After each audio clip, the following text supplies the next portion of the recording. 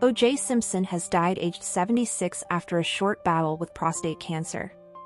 The notorious double murder suspect, who was later found civilly liable for the deaths of his ex-wife Nicole Brown and her friend Ron Goldman, passed away surrounded by his family at his home in Las Vegas on Wednesday night.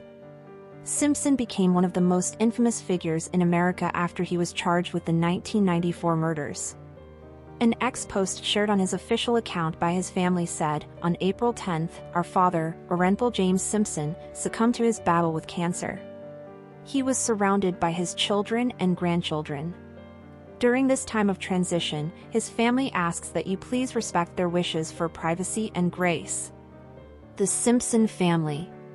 Goldman's father said Simpson's death only serves as a reminder of the agony his family have suffered over the years.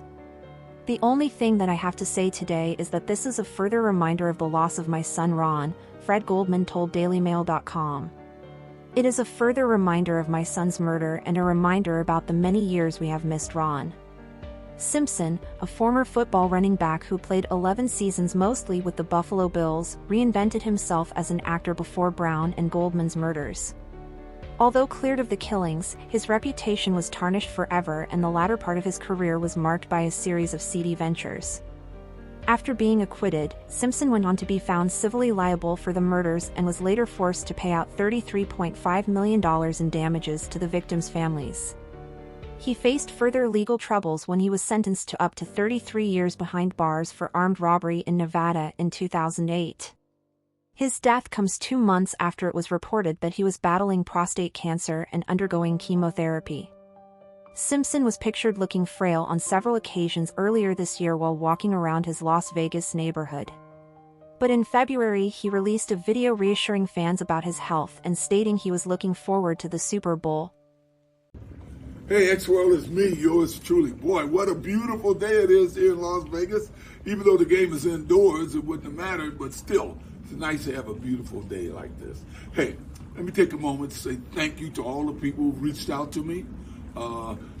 My health is good. I mean, obviously, I'm dealing with some issues, but hey, I think I'm just about over it, and I'll be back on that golf course, hopefully in a couple of weeks.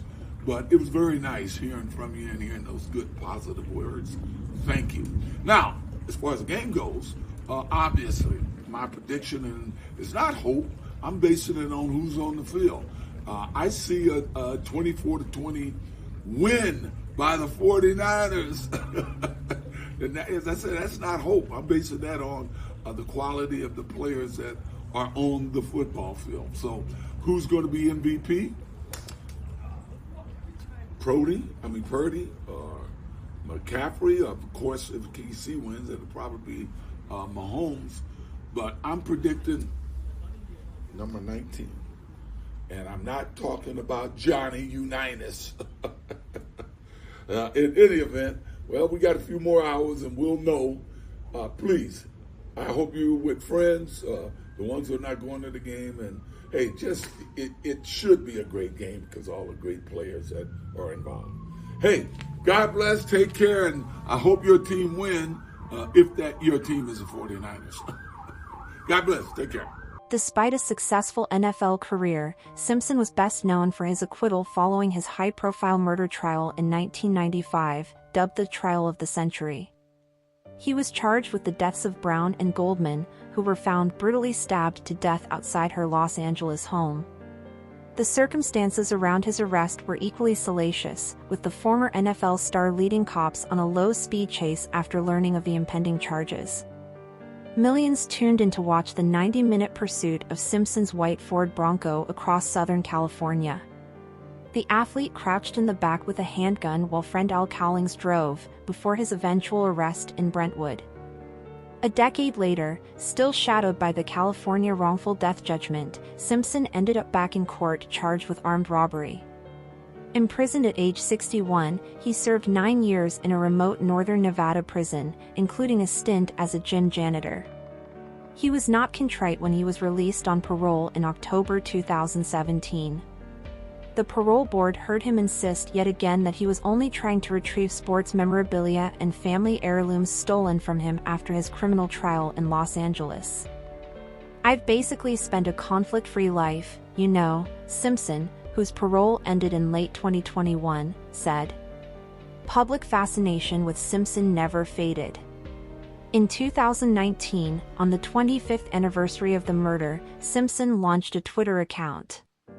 He quickly amassed hundreds of thousands of followers and soon made something of a name for himself as a presence on the app, often posting short videos of himself, in which he offered his opinions and commentary on a range of subjects. Many have debated if he had been punished in Las Vegas for his acquittal in Los Angeles. In 2016, he was the subject of both an FX miniseries and 5-part ESPN documentary. "I don't think most of America believes I did it," Simpson told the New York Times in 1995, a week after a jury determined he did not kill Brown and Goldman. "I've gotten thousands of letters and telegrams from people supporting me." 12 years later, following public outrage, Rupert Murdoch canceled a planned book by the News Corp-owned HarperCollins in which Simpson offered his hypothetical account of the killings. It was to be titled, "If I Did It." The book was one of several ways Simpson attempted to cash in on the controversy of his trial. In 2006, the disgraced athlete launched his own pay-per-view prank show The Juice, with one episode charting his attempts to sell a customer a white bullet hole-ridden Bronco.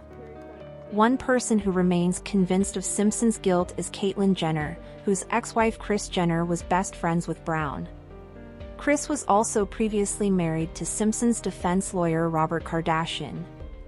Reacting to the news of Simpson's death, Jenner posed simply "good riddance." The Olympian has not been shy in voicing her suspicion of Simpson and called him egocentric.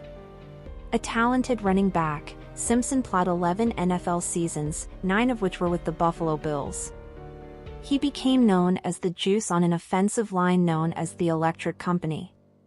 He won 4 NFL rushing titles, rushed for 11,236 yards in his career, scored 76 touchdowns and played in 5 Pro Bowls. His best season was 1973, when he ran for 2,003 yards, the first running back to break the 2,000-yard rushing mark.